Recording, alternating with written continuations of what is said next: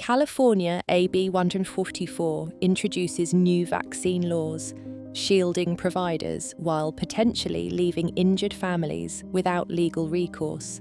This legislation alters the balance of vaccine liability protections, raising concerns about patient rights and state-level authority. AB 1244 grants the California Department of Health, CDPH, authority over vaccine recommendations, diverging from CDC guidelines.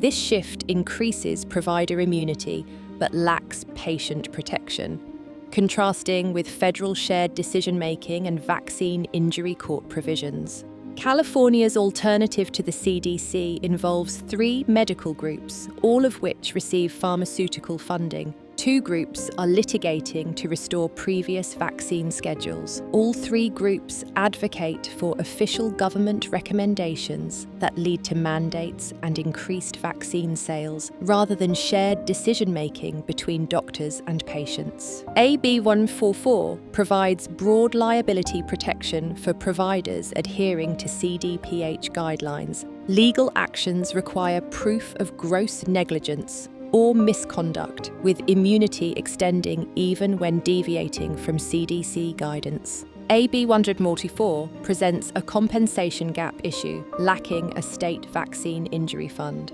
Some vaccines may not be covered by federal programs, leaving families without viable legal remedies for vaccine-related injuries.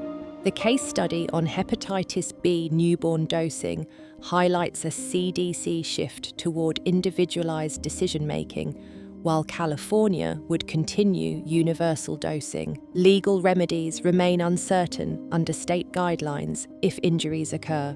Key takeaways from AB 144 include provider protection over patient rights, pharmaceutical-funded medical groups providing state guidance, and unresolved legalities. The lack of state compensation for vaccine injuries contrasts with federal provisions impacting parental choice and school mandates.